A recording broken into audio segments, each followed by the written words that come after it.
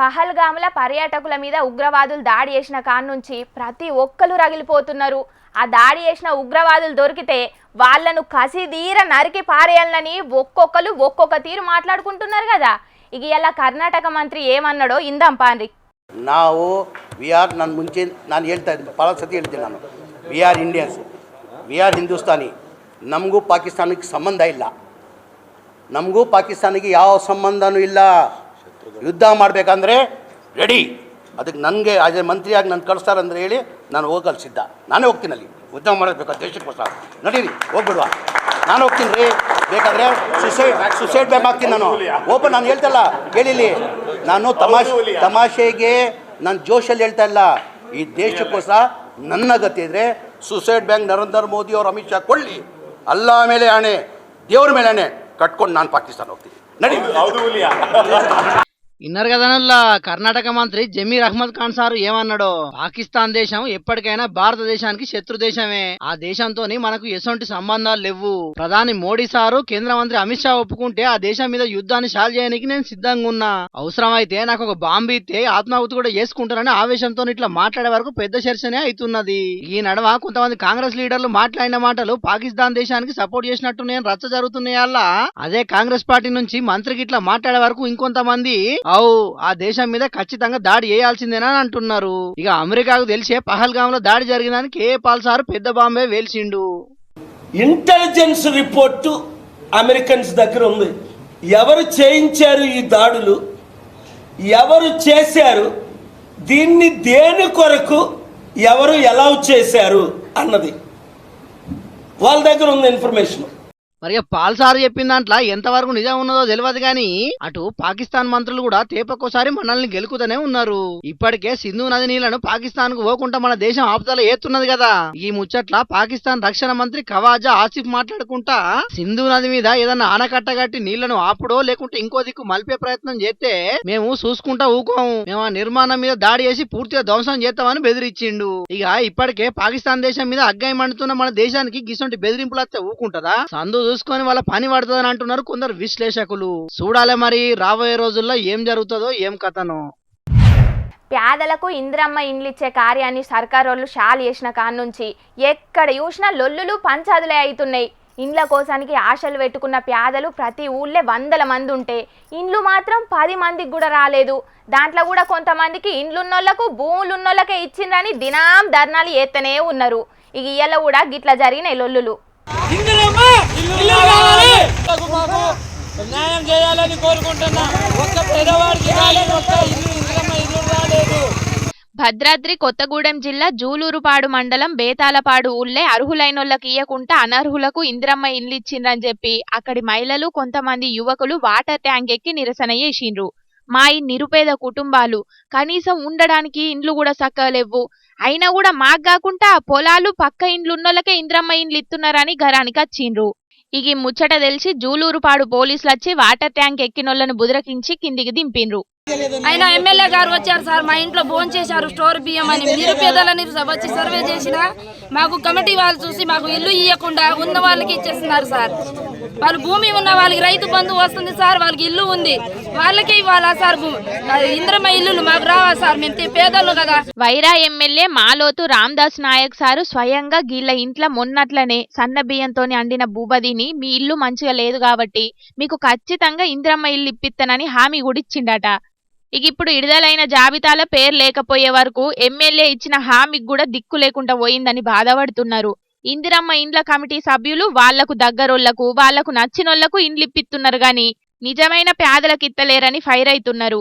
Indiramma committee ఎంపిక చేసిన జాబితాను రద్దు చేసి అర్హులైన పేదలకు ఇండ్లు ఇయ్యాలని డిమాండ్ చేస్తున్నారు.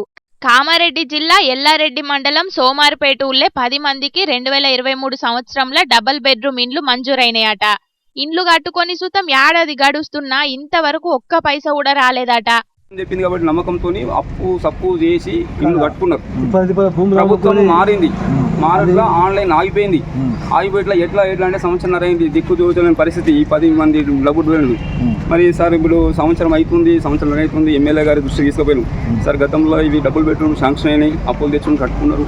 మరి ఎట్లా వేసి వీళ్ళ కష్టాలు తీర్చండి సార్ అని చెప్తే, సరే నా వంతు ఎంతవరకు కృషి అయితే అంతవరకు నేను చేస్తా. ఇప్పుడైతే 10 మంది ఇంత కష్టాలు ఉన్నారు, నా వంతు కృషి చేస్తా అని చెప్పేసి సరే అన్న విధంగానే ఆన్లైన్ ఎమ్మెల్యే గారు చేపించాడు. దేవుడు వరమిచ్చిన పూజారి కరుణీయలేదన్నట్టే అయిందట వీళ్ళ పరిస్థితి. ఎమ్మెల్యే మదన్ మోహన్ సారు వీళ్లకు పైసలు మంజూరు ఏపిత్తనని చెప్పినా అక్కడి డిఈఈ గిరిధర్ సారు మాత్రం 1,50,000 రూపాయలు ఇత్తనే మీ పని జరుగుతుందని ఖరాఖండిగా చెప్తున్నాడట. 10 మంది కలిసి ఇప్పటికే 1,50,000 ఇచ్చినాం, ఇప్పుడు మళ్ళా పైసలు ఎక్కడికించి తెచ్చుడని వాళ్ళు బాధపడుతున్నారు. ఇక ఈ ముచ్చట్లు ఇట్లుంటే ఇందిరమ్మ ఇండ్ల గురించి మంత్రి పొంగులేటి సీనన్న ఏం మాట్లాడిండో ఇనుండ్రి. ఏదైతే ఈనాడు సెలక్షన్ జరుగుతుందో, మీరు వెళ్ళేసరికి సెలక్షన్ లిస్టు రెడీగా ఉంటుందో, సెలక్షన్ లిస్టులో మీరు ఐడెంటిఫై చేసి తప్పు ఉందని చెప్పినా, ఈవెన్ కలెక్టర్ గారు అప్రూవ్ చేసినా దాన్ని క్యాన్సిల్ చేసేది అవుట్ రైట్ డెసిషన్ నేను తీసుకున్నా.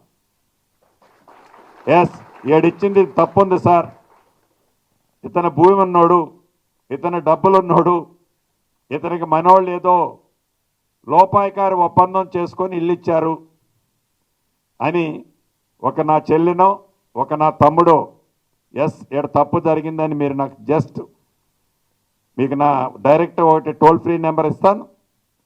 మీరు చిన్నది పాస్ ఆన్ చేస్తే మళ్ళీ మీ పేరు కూడా బయట చెప్పను, నా సెక్రటరీ చెప్పినా, నా ఎండి చెప్పినా, నా ఈఎన్సీ చెప్పినా, ఎవరు చెప్పినా సరే డైరెక్ట్గానే నాది ఫోకస్ ఉంటుంది.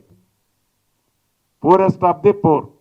మరి దినాం ఇందిరమ్మ ఇండ్ల కోసానికి లొల్లులు బగ్గనే జరుగుతున్నాయి. ఇవన్నీ మంత్రి సీనన్న దృష్టికి అత్తలేవో, లేకుంటే ఏదో గొప్పలు చెప్పుకునేటందుకే గిట్లా మాట్లాడుతున్నాడో తెలియదు గాని మొత్తానికైతే మొదలు పేదల్లా కటిక పేదలకు ఇందిరమ్మ ఇండ్లు ఇస్తామని చెప్తున్న మాటలకు మోక మీద ఇండ్లు మంజూరైతున్నోళ్లకు సంబంధమే లేదని అంటున్నారు ఇండ్లు రాని నిరుపేదలు.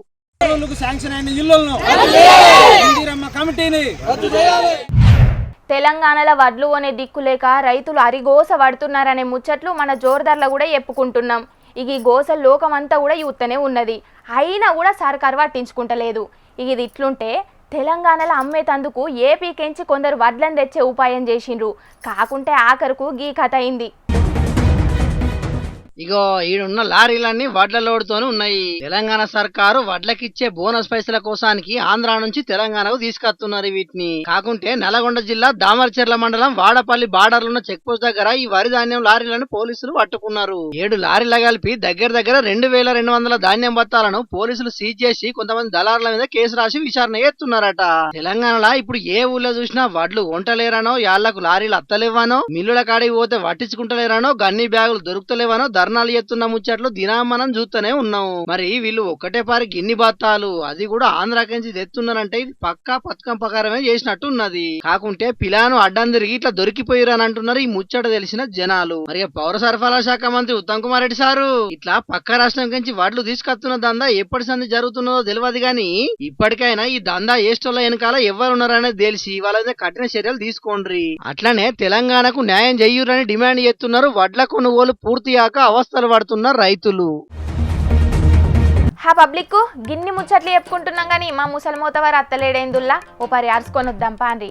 ఓ తాత ఏడున్నవే? గిన్నెలు గిలాసులు అన్ని చదివినా 60 లక్షలు సిద్ధారులు నా ఈ దోతులకి అన్ని అలా పెట్టినావుగా. మళ్ళీ ఆడికి పోయినాక మనం అదోటి తోటి కొనాలంటే మన దగ్గర పైసలు లేవు. మరి పొయ్యేదో ఓ పనికి మరి. ఆగో ఎల్లి మళ్ళీ కూడినట్టు కూడి ఇద్దరాకం ఏడుకోతున్నారే. ఓ తాత ఏడుకోతున్నావు? అరే వచ్చిన బుజ్జి, నేను వాడ పొడుగుతా ఊళ్ళో అందరికి పోతానా అని చెప్పినా కానీ నీకు చెప్పుడు మర్చిపోయినా. ఇక మేము ఊరిడిచిపెట్టి పోతానం కానీ ఇక నువ్వు జరంతా ఇంటికాడ అందరు పైలాంగా ఉండరు. నేను అప్పుడప్పుడు ఫోన్ చేస్తా కానీ నువ్వు కూడా ముసలిదానికి అప్పుడప్పుడు ఫోన్ చేసుకుంటుండు. మరి లేకుంటే బెంగటిల్తుంది, జరంతా పుణ్యం ఉంటుంది. దహే రారా. ఇంతకు నువ్వు ఏడుకోతున్నావే, ఎందుకు ఊరు నిడిచిపెట్టిపోతున్నావు అది చెప్పరా? అది ఏం పాడుపడ్డదే ఊళ్ళే. ఓ కాలం చక్కగా ఆయనా, ఓ పంట చక్కగా పంజేనా, ఓ సర్కారు పథకం చక్కగా అందేనా, ఏం ఉచ్చుకుండాలే ఈ ఊళ్ళే ఇట్లనే వండుకుంటున్నాను అనుకో, కొసాకరికి నేనే అమ్ముడు పోయే తట్టున్నా. ఏ చూస్తాను రా అలకదక్కువ అన్నాలం పాడుగాను సర్కారు మంచిగా రైతులకు రుణమాఫీ చేసే రైతు భరోసా అయ్యబట్టే ఇంకేం కావాలనే? అంతే ఇక ఏం వద్దా ఆ విత్తే తీసుకొని నడింత మలుసుకొని పండు అంటానవా? ఆ పంట పండించేందుకు నీళ్ళు వద్దా? ఆ పండిన పంటను కొనేటోడు వద్దా? ఏమిటికి అప్పుడు కేసీఆర్ సార్ ఉన్నప్పుడు కాలువలల్లో గలగల గలగల అని కాళేశ్వరం నీళ్లు పారుకుంటూ వచ్చి నడి ఎండాకాలంలో నిండుకుండా లెక్క చెర్రు నిండుకొని ఉండేది కాదురా. అప్పుడు యాసంగి పంట ఎంత దండిగా పండించాం. ఇప్పుడు ఏది వచ్చిగానే ఎండి ఎర్రగాళ్ళు అయి ఉన్నది. అరే నీ అవ్వా, సర్కారు గద్దెనెక్కి ఏడాదే దాటే అన్ని సక్కబడేటాలకు టైం పట్టదా అనే ఈయేడు కాకపోతే వచ్చే ఏడన్నా అన్ని సక్కబడయా? ఆగరాదు జరా. మళ్ళీ ఏడాది 6 నెలలు మాట్లాడక మంది కొంపలు ముంచేదాన. ముఖ్యమంత్రి సారేమో సర్కారు ఖజానా అంతా ఖాళీగా ఉన్నది, పండు పెట్టే కాడ పత్రం పెట్టినట్టు బడ్జెట్ పద్మనాభం లెక్క నేను రాష్ట్రాన్ని నిలదీస్తానా అని చెప్పవాలి. ఎవరన్నా ఎక్కువ తక్కువ మాట్లాడితే ఇక ముళ్ళంతా తీసుకొచ్చి మీ చేతుల్లో పెడితే మీరే పంచుర్రి అనబట్టే. ఇక ఏం బతికేటట్టున్నది ఈ రాష్ట్రంలో? ఊళ్ళల్లో జనాలందరూ కూడా గిట్టనే మాట్లాడుకుంటారు. ఏమో ఏడు కాలం అవుతుందో కాదో, కాలం కాకపోతే బతుకులు ఏముంటుందిరా. అందుకే బయట వెళ్ళినాం, రాజ్యాలు పట్టుకొని పోతానం ఇక. సరే సరే పోతే పోతీవి గాని మరి ఏ రాజ్యం పోతున్నవే అదన్న చెప్పు. పోతాను. అదేంద్రా దాని పేరేంది? అమరావతి. అమరావతి రాజ్యానికి పోతాను. అక్కడ చంద్రాల సారు జనాలందరినీ మంచిగా కడుపులో పెట్టుకొని చూసుకుంటాడట. ఆడికే పోతాను ఇక. ఆగో, అమరావతిలో ఏం చేస్తావే? ఏం చేసి ఉన్నదే, అమరావతికి వచ్చేటందుకు పార పనికి పోతాను. మోడీ సార్ కూడా చంద్రాలు నువ్వు ఏం చేసుకుంటావో చేసుకో, నువ్వు ఏ పని చేసినా కూడా వెనుక తీయకు, నీకు ఎన్ని రూపాయల కట్టలు కావాలంటే అన్ని రూపాయల కట్టలు ఇస్తానన్నాడట. ఇక చంద్రాల సార్ ఊరుకుంటాడారా? పగ్గం తెంపిన ఎద్దు కదా పరుగులు పెట్టించినట్టు పరుగులు పెట్టిస్తాడు అమరావతిని. మాకు అక్కడ మస్తు ఉపాధి పని దొరుకుతుంది. మేము ఆడికే పోతాం ఇక. దారా పోదాం, బస్ వస్తుంది. అరే నీ అవ్వా, మోదీ సారు ఆంధ్రప్రదేశ్ రాష్ట్రానికే కాదే మన తెలంగాణకు కూడా నిధులు ఇస్తాడు కావచ్చు. జరంత ఓపిక పట్టరా? అది ఆ ముచ్చటే మాట్లాడకు. మనోళ్ళకేమో అడిగే ముఖం లేదాయ, మోడీ సార్కు ఇచ్చే మనసు రాదాయ. ఇక ఏం బాగుపడుతుంది చెప్పు రాష్ట్రం? అరే మనల్లో మనం ముచ్చట అడుగుతా చెప్పు పిల్ల. మన తెలంగాణ జనాలు భూపాచికి ఏం అన్యాయం చేసిరు చెప్పు? 8 మంది ఎమ్మెల్యేలను గెలిపించారు, 8 మంది ఎంపీలను గెలిపించారు. అసలు మోడీ సారు తెలంగాణ రాష్ట్రాన్ని ఎంత మంచిగా చూడాలి, ఎన్ని నిధులు ఇవ్వాలి చెప్పు? ఇది ధర్మమేనా? 16 మందిని గెలిపిస్తే 16 రూపాయలు కూడా బుచ్చం వేసినట్టే ఇయ్యకపాయ. ఇదేనా మోడీ సార్ది న్యాయం ధర్మం? అడగరా వీళ్ళు పోయి? మరి నువ్వైనా నేనైనా జనాలం మనమేం చేస్తామే? మన చేత ఓట్లు వేయించుకొని గెలిచి సీట్లలో కూర్చున్న లీడర్లు నిలదీసి అడగాలి. గా సోయి వాళ్ళకు ఉండాలి. ఆ సోయి వాళ్ళకు లేదు కాబట్టి ఇంత వలస వెళ్ళిపోతాను.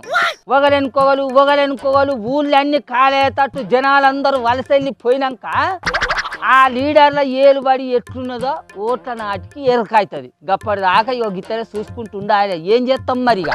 అవునే తాత, ఆంధ్రప్రదేశ్ ముఖ్యమంత్రి చంద్రాల సారు, చిన్న ముఖ్యమంత్రి పవనాల సారు ఇద్దరు మంచిగా కేంద్రాన్ని బుర్రకిచ్చుకొని వాళ్ళ రాష్ట్రానికి ఏం కావాలనో అవి తెచ్చుకుంటున్నారు. గట్లా మనోళ్ళు కూడా పోయి అడుగేది ఉంటే మోదీ సారు కాదను నా చెప్పు? కాదన్నా కూడా జనాల తరపున కొట్లాడాలి. అరే మేము ఎట్లా బతకాలి సారు, వాళ్ళకి ఇచ్చినట్టు మా రాష్ట్రానికి కూడా నిధులు ఇయ్యి సారు అని మోడీ సారు నిలదీసి అడగాలి.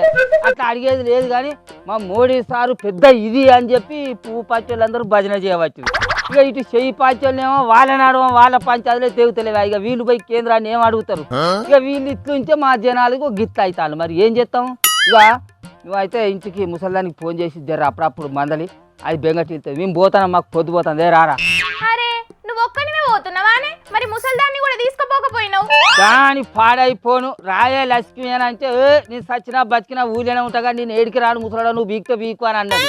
అందుకే ఇక మేమే బయలుదేరినాం. కానీ నువ్వు అయితే అప్పుడప్పుడు ఆ ముసలిదానికి ఫోన్ చేసుకుంటుండు. నువ్వు బాగా తిప్పులాడతా ముచ్చట్లు బరువు అయితే రారా నేనే అంటా. నీ అందంగా కొమ్మకోల ఖర్చు చూసిండ్రానుల్లా మా ముసలోని కథ ఎట్లున్నదో. మోదీ సారు అమరావతిని 3 ఏళ్లలో పూర్తి చేస్తామన్న మాట పట్టుకొని కన్న తల్లసొంటి ఊరును ఉన్న ఇల్లుని ఇడిచిపెట్టి పోతున్నా అంటున్నాడు. అయినా మా ముసలోడే కాదుల్లా, తెలంగాణలో ఈ నడుమ జనాలు పడుతున్న గోసలు చూసి చాలా మంది మళ్ళా వలసలు పోయే కాలం వచ్చిందట. మరి ఇప్పటికైనా సర్కారు వలసలు పోకుండా ఆపే ఎగుమతులు ఏత్తదో మరేం కథనో చూడాలే. ఇక పబ్లిక్ ఇంకా ఇవే ముచ్చట్లు కాదుల్లా, మీకోసం లిల్లిపుట్టు వార్తలు కూడా పట్టుకొచ్చిన, అవి కూడా సుద్దురు పాంది. అన్నం పుణ్యం మెరుగని టూరిస్టుల మీద జమ్మూ కాశ్మీర్లో టెర్రరిస్టులు ఉగ్రదాడి చేసిన కాడికించి పాకిస్తాన్ పేరింటనే పెయ్యంత మంట ఉడుతున్నది కదా. ఎప్పుడెప్పుడు వాళ్ళ మీద యుద్ధం చేసి వాళ్ళను అంతం చెయ్యాలి, మల్లో మలక మన దేశం ముఖాన్నే చూడకుండా చెయ్యాలని ప్రతి భారతీయుడు కోరుకుంటున్నాడు. ఇక అట్లనే బయటి దేశంలో ఉన్న ఎన్ఆర్ఐలు కూడా పాకిస్తాన్ కు వ్యతిరేకంగా రోడ్ల మీదకొచ్చి నిరసనలు ధర్నాలు ఎత్తున్నారు.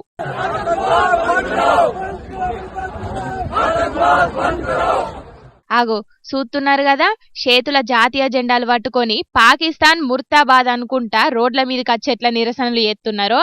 మత పిచ్చితోని అమాయకుల పానాలను బలి తీసుకున్న పాకిస్తాన్ ను ఉగ్రదేశంగా ప్రకటించాలని డిమాండ్ చేసిండ్రు జర్మనీ దేశం బెర్లిన్లున్న ఎన్ఆర్ఐలందరూ. భారత్ తోని డైరెక్ట్ గా యుద్ధం చేసే ధైర్యం లేక దొంగ దెబ్బలు తీసుకుంటా పాకిస్తాన్ వాళ్ళు డ్రామాలు ఎత్తున్నారని గరమైన్రు ఆడున్న పబ్లిక్ కు. ఇక ఇప్పటికే ఉగ్రవాదులు ఎక్కడున్నా వెతికి పట్టుకొని మరీ సంపుతామని వార్నింగ్ ఇచ్చిండు ప్రధాని మోదీ సారు. పాకిస్తాన్ మీద ఖచ్చితంగా ప్రతీకారం తీర్చుకుంటామని అటు సింధు జలాల ఒప్పందాన్ని కూడా రద్దు చేసుకున్నారు కేంద్ర సర్కారోళ్ళు. పాకిస్తాన్ ఓడలు భారత పోర్టులకు రాకుండా నిషేధం పెట్టిండ్రు. పాకు దిగుమతులు, పోస్టల్ సర్వీసులు, వెబ్సైట్లు ఇట్లా అన్ని బ్యాన్ చేసిండ్రు సెంటర్ సర్కారోళ్ళు. ఉగ్రవాదులతో నట్టుగా వాళ్లకు మద్దతు ఇచ్చేటోళ్లను కూడా అంతం చేస్తామని మల్లో మల్క వార్నింగ్ ఇచ్చిండు ప్రధాని మోదీ సారు. గింత జరిగినా కుక్కతోక వంకర అన్నట్టు పాకు బుద్ధి అయితే మార్చుకుంటలేదు పోన్రి.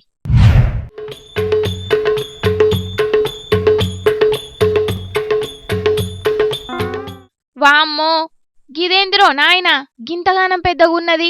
మన ఖైరతాబాద్ గణపతి కదా 60 అడుగులు 70 అడుగులు ఉన్నట్టే బగ్గనే పెద్ద ఉన్నది కదా. ఒక జాగలకెంచి ఇంకో జాగలకు మార్చుకునే కంటైనర్ ఇల్లు లేకపోతే ఏదన్నా హోటల్ అని పరిశాన్ అవుతున్నారు కదా. ఇల్లు కాదు హోటల్ కాదు, ట్రాన్స్ఫార్మర్. కరెంటును కంట్రోల్ చేయనీకి వాడే పెద్ద ట్రాన్స్ఫార్మర్.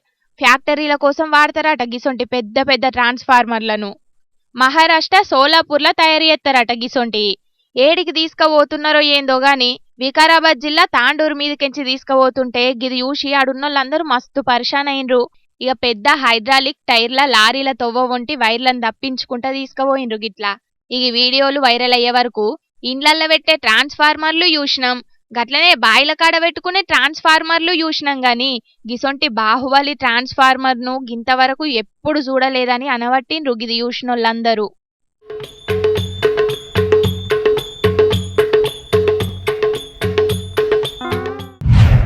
ఆఫీసర్లంటే ఎట్లుంటారుల్లా, వాళ్ళ కింద పనిచేసేటోళ్ళ మీద ఆర్డర్లు వేసుకుంటా పనులు చేపిస్తుంటారు కదా. కానీ గీడొక ఆఫీసర్ను చూడుండ్రి, కామన్ మ్యాన్ లెక్కనే ఎంత సింపుల్ గా మట్టి పనులు చేస్తున్నాడో. భద్రాద్రి కొత్తగూడెం జిల్లా బూర్గంపాడులున్న మైనార్టీ బల్లెకు పోయిన కలెక్టర్ జితేష్ వి పాటిల్ సారు 10వ తరగతిలో మంచి మార్కులు వచ్చిన పిల్లగాండ్లకు శుభాకాంక్షలు చెప్పిండు. అటెన్కాల ఆళ్లను కలిసి బల్లె సౌలతుల గురించి అన్ని ముచ్చట్లు అరుచుకున్నాడట. ఇక ఆ సార్ను కలిసినందుకు పిల్లగాండ్లు కూడా మస్తుగా సంబరపడ్డారట. ఇక ఆ టీచర్లతోని కలిసి అటెన్కాల బల్లె తిరుగుతుంటే ఇంకుడుకుంత పనులు ఎత్తున్నారట ఆడున్నోళ్ళు. మరి ఈ సారుకి ఏమనిపించిందో ఏందో, సారే స్వయంగా వాళ్ళ దగ్గరికి పోయి పలుగు పార పట్టుకొని జరంతసేపు గిట్ల మట్టి పనులు చేసిండు. ఇక ఈ వీడియో వైరల్ అయ్యే వరకు తారీఫ్ చేసుకుంటా కామెంట్లు పెడుతున్నారు చాలా మంది గిది చూసినోళ్ళు. ఇయ్యాల రేపట్ల చదువుకున్నోళ్ళు మట్టి పనులు వేయాలనంటేనే నామూషి పడుతుంటారు చాలా మంది. గసొంటిది కలెక్టర్ కొలువు చేసుకుంటా శ్రామికుల లెక్కనే కూలి పని చేసిండంటే నిజంగా చాలా గ్రేటే పోన్రి.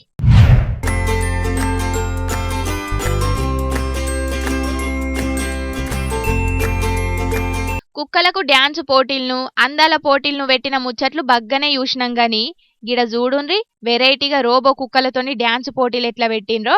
ఆగో చూస్తున్నారు కదా నుల్లా, స్టేజ్ మీద కుక్క రోబోలు డ్యాన్సులు ఎట్లా చేస్తున్నాయో.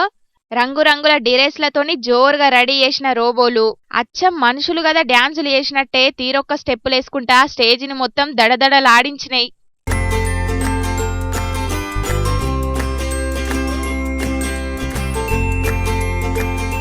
మళ్ళెవలో డ్యాన్స్ మాస్టర్ నేర్పించినట్టే అన్ని రోబోలు ఒకటే తీరుగా స్టెప్పులు వేసినాయి. గీ డ్యాన్సులు చూసి ఆడున్నోళ్ళందరూ మస్తుగా సంబరపడ్డారు. సెల్ఫీలు ఫోటోలకు కూడా బగ్గనే ఎగబడ్డారు ఆడున్న పబ్లిక్.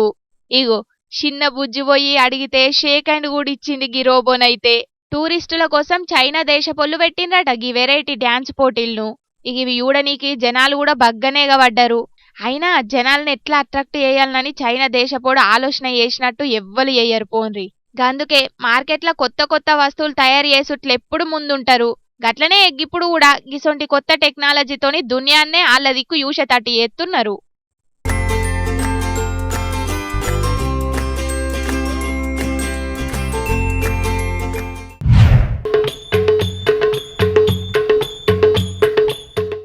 వారేవా గిల్లెవలో గాని కారుని చూడుండ్రి ఎట్లా తయారు చేసిండ్రో.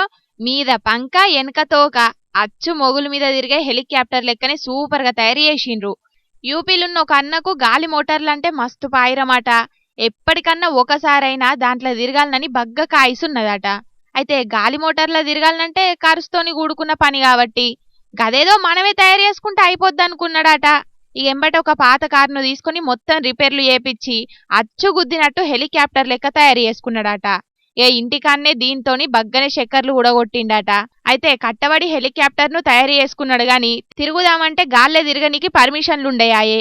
ఇక ఈయన ఇష్టం వచ్చినట్టు ఇంటికాడ చక్కర్లు కొట్టే ముచ్చట తెలుసుకున్న పోలీసోళ్లు హెలికాప్టర్ ను సీజ్ చేసి 25,000 రూపాయల జుర్మానేసిండ్రట పాపం. ఇక ఈ వీడియో సోషల్ మీడియాలో వైరల్ అయ్యే వరకు గిన టాలెంట్ ను తారీఫ్ చేసుకుంటా కొందరు కామెంట్లు పెడుతున్నారు. కోతిని చేయబోతే కొండెంగైనట్టు పాపం అన్న టాలెంట్ తోని మంచిగా హెలికాప్టర్ చేసుకుంటే ఆఖరుకు జైల్లో పడే పరిస్థితి వచ్చే అని అనవట్టిండ్రు ఇంకొందరు ఈ ముచ్చటెరకైన పబ్లిక్.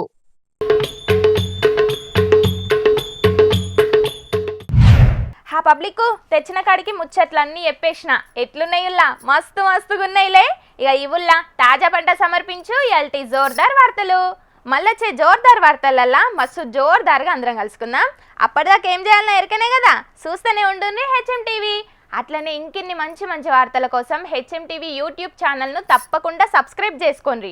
గిసొంటి ముచ్చట్లు ఆడ మస్తుగుంటాయి ఉల్లా. అన్ని ముచ్చట్లు మీ దాకా చేరాలంటే తప్పకుండా గంట కొట్టుండ్రి, లైక్ చేయుండ్రి. ఈ ముచ్చట్లను మీ దోస్తులందరికీ షేర్ చేయుండ్రి. ఏమంటున్నాం? సరే మరి ఉంటా. టాటా, నమస్తే.